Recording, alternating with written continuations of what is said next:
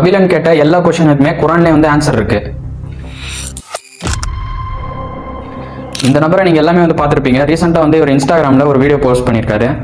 இந்த வீடியோ வந்து கடவுள் இருக்காரா இல்லையா அப்படின்ற ஒரு டாப்பிக்கில் தான் வந்து பண்ணியிருக்காரு. ஸோ அதில் பேசிக்காக அவர் என்ன எக்ஸ்பிளைன் பண்ண வர்றாரு அப்படின்னு பார்த்தீங்கன்னா, இந்த எபிகரஸோடைய 4 டைலாமாஸை வச்சு கடவுள் இல்லை அப்படின்னு அவர் நம்புற அந்த ஒரு பாயிண்ட்டை அவர் வந்து முன் வைக்கிறாரு. இந்த உலகத்தில் எவ்வளோ நல்ல விஷயங்கள் இருக்குது, எவ்வளோ கெட்ட விஷயங்கள் இருக்குது. ஸோ இதை பேஸ் பண்ணி தான் இந்த எபிகரஸ் வந்து 4 டைலாமாஸை எழுதியிருக்காரு. ஸோ இதில் ஃபர்ஸ்ட் டைலாமா என்னன்னு பார்த்தீங்க அப்படின்னா, if God is willing to prevent evil but not able, அப்படி இருந்தால் he is not an omnipotent.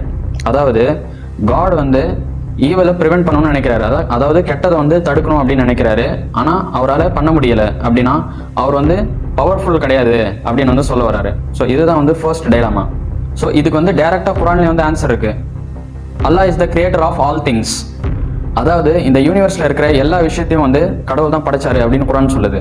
So இன்னொரு வசனத்தில், if Allah had willed they would not have fought each other. Meaning அவனால் கெட்டதை வந்து தடுத்திருக்க முடியும், ஆனால் அவன் வந்து ஒரு ரீசனுக்காக தான் இது எல்லாமே வந்து விட்டுட்டு இருக்கான். அதாவது கடவுளுடைய இன்டென்ட் வந்து நமக்கு நல்லது செய்யணும் அப்படின்னு இருந்தால் கூட அவர் வந்து ஈவல் அலோவ் பண்ணுறாரு.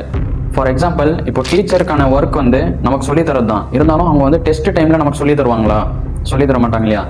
ஸோ இதுக்கும் டீச்சர் டெஸ்ட்டில் சொல்லி தராததுக்கும் இந்த கடவுள் வந்து ஈவலை படித்ததுக்கு என்ன சம்மந்தம் அப்படின்னு நீங்கள் கேட்டிங்கன்னா, இப்போ நெக்ஸ்ட் வர டைலாமாவில் அதுக்கான ஆன்சர் தான் இருக்குது. So second dilemma, if he is able but not willing he is evil. அதாவது கடவுளால் கெட்டதை நமக்கு வராமல் தடுத்திருக்க முடியும், ஆனால் அவர் அப்படி பண்ணலை அப்படின்னா அவர் வந்து கெட்டவர், கடவுளே வந்து கெட்டவர் அப்படின்றது தான் செகண்ட் டைலாமா. ஸோ இதுக்கான ஆன்சர் குரானில் என்ன இருக்குன்னு பார்க்கலாம் வாங்க. Your Lord is not unjust to his slaves. அதாவது கடவுள் அவனுடைய அடிமைகள், மீனிங் மனிதர்கள் அப்புறம் இருக்கிற எல்லா கிரியேஷன்ஸ்க்கும் வந்து அநீதி இழைக்கிறது இல்லை அப்படின்னு வந்து குரானில் இறைவன் சொல்கிறான். ஸோ இந்த செகண்ட் டைலாமாவை பொறுத்த வரைக்கும் கடவுள் நல்லதையும் படைச்சிருக்காரு, கெட்டதையும் படைச்சிருக்காரு. அதே சமயத்தில் உனக்கு வந்து ஃப்ரீ வில்லும் கொடுத்துருக்காரு. ஃபார் எக்ஸாம்பிள், இப்போ வந்து நல்ல ஃபுட்ஸையும் வந்து கடவுள் வந்து படிச்சிருக்காரு, ஃப்ரூட்ஸ், வெஜிடபிள்ஸு. அதே சமயத்தில் மீட், ப்ரோட்டீன், இந்த மாதிரி எல்லா நல்ல விஷயத்தையும் படிச்சிருக்காரு. அதே சமயத்தில் இந்த ஆல்கஹால், ட்ரக்ஸு, கஞ்சா, சரக்கு, இந்த மாதிரியான கெட்ட விஷயங்களையும் வந்து படைச்சிருக்காரு. ஸோ நீ வந்து எதை சூஸ் பண்ணி போகிற? உன் கையில் தான் வந்து ஃப்ரீ வில் இருக்குது. இப்போ நீங்கள் நினச்சிங்கன்னா அந்த கெட்ட விஷயங்களை பண்ணாமலே இருக்கலாம், அதே சமயத்தில் நல்ல விஷயத்தை மட்டுமே ஃபாலோ கூட பண்ணலாம். ஆனால் நீங்கள் வந்து எதை சூஸ் பண்ணுறீங்க?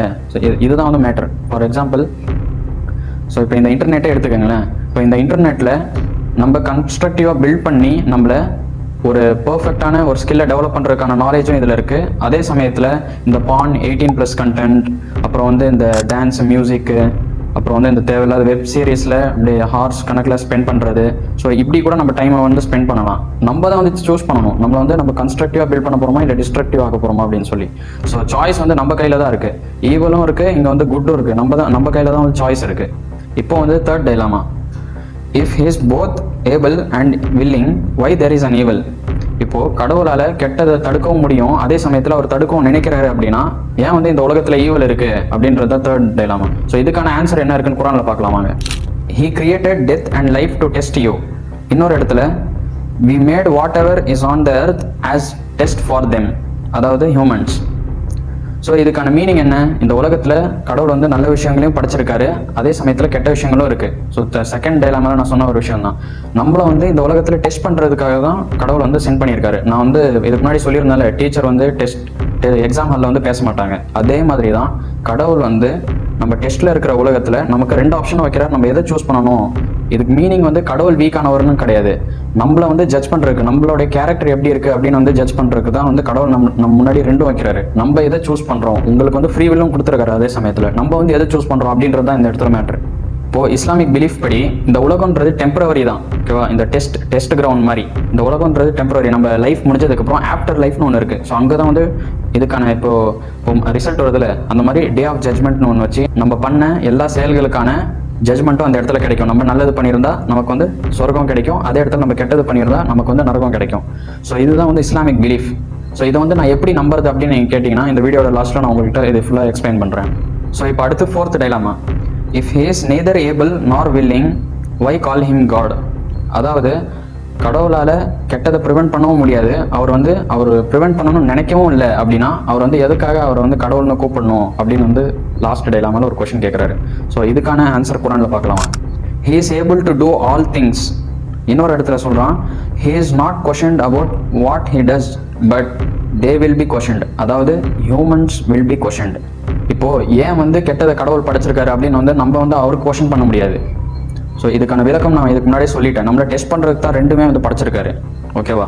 ஸோ இஸ்லாமிய நம்பிக்கைப்படி கடவுள் வீக்கும் கிடையாது, அவரால் முடியாததும் கிடையாது. கடவுள் ஈவில் அலோவ் பண்ணுறதுக்கான ஒரு டிவைன் ரீசன் இருக்குது. ஸோ இதுக்கு முன்னாடி நான் சொன்ன மாதிரி கடவுள் வந்து எல்லாமே சர்வ வல்லமை படைத்தவன், அவனால் எல்லாமே வந்து செய்ய முடியும். ஸோ இப்போ வந்து நமக்கான கொஷனுக்கு வருவோம். இதை வந்து நான் எப்படி பிலீவ் பண்ணுறது?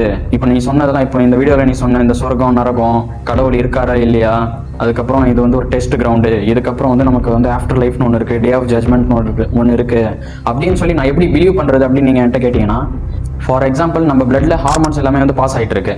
ஸோ இந்த ஒரு விஷயத்த நான் எப்படி நம்புறது? பிளட்ல வந்து எதுவுமே எனக்கு தெரிய மாட்டுது அப்படின்னு நான் வந்து உங்கள்கிட்ட கேட்டால் நீங்கள் என்ன சொல்வீங்க? பயாலஜி போய் படி அப்படின்னு சொல்வீங்க. அதே சமயத்தில் இந்த உலகம் வந்து உருண்டை இல்லை, இது வந்து ஃப்ளாட்டு அப்படின்னு நான் சொன்னால் நீங்கள் வந்து என்கிட்ட என்ன சொல்வீங்க? போய் ஜியாலஜி எடுத்து படி அப்படின்னு சொல்லுவீங்க. ஸோ அதே மாதிரி தான் இந்த சொர்க்கம் நரகம், இந்த கடவுள் இருக்காரா இல்லையா, அப்புறம் வந்து இதுக்கப்புறமும் ஒரு லைஃப் இருக்குது அப்படின்ற ஒரு விஷயம்லாம் நான் எப்படி தெரிஞ்சுக்க முடியும் அப்படின்னு நீங்கள் கேட்டிங்கன்னா, இந்த உலகத்தில் ஒரே ஒரு புக்கை படித்தாலே போதும். ஸோ அதுதான் திருக்குரான். ஒரு புக்கை நீங்கள் கம்ப்ளீட்டாக படித்தாலே இதுக்கான எல்லா ஆன்சரும் வந்து உங்களுக்கு அந்த புக்கில் இருக்கும். நீங்கள் ஒரு ஏத்திஸ்டாக இருந்தாலும் அது வந்து ஒரு ரிலீஜியஸ் ஸ்கிரிப்சராக நீங்கள் நினச்சி படிக்க வேணாம். அது வந்து ஜஸ்ட் ஒரு நார்மல் புக்காக நினச்சி படித்தாலே உங்களுக்கு உங்களோட எல்லா கொஷின்ஸ்க்கான ஆன்சர் அந்த புக்கில் இருக்கும். ஸோ அது முடிச்சிட்டும் கூட உங்களுக்கு டவுட்ஸ் இருந்துச்சுன்னா நீங்கள் வந்து தைரியமாக கேட்கலாம். ஸோ இதுக்கான ரிப்ளை வந்து கபிலன் கொடுக்கணும் அப்படின்னு நினச்சார் அப்படின்னா, இந்த ஒரே ஒரு கொஷின் நான் கேட்குறேன், அதுக்கான ஆன்சர் மூலியமாக அவர் வந்து அந்த ரிப்ளை வந்து தொடங்கட்டும். ஸோ இப்போ வந்து இமேஜின் பண்ணிக்கோங்க, நான் வந்து ஒரு பெரிய மாஃபியா, ஒரு பெரிய கிரைம் பாஸ், போலீஸ் வந்து என் கையில் இருக்குது, நான் வந்து கவர்மெண்ட்டை கண்ட்ரோல் பண்ணுறேன். ஸோ இன்டர்நெட்டை என்னால் கண்ட்ரோல் பண்ண முடியும், மீடியா வந்து என்னோட கண்ட்ரோலில் இருக்குது. ஸோ இந்த மாதிரி எல்லா உலகத்தில் இருக்கக்கூடிய எல்லா மீடியமும் வந்து என்னோட கண்ட்ரோலில் இருக்குது அப்படின்னா, நான் இப்போ ஒரு தப்பு செஞ்சால் என்ன தண்டிக்கக்கூடிய ஒரு நபர் யார்? யோசிச்சு பாருங்கள்.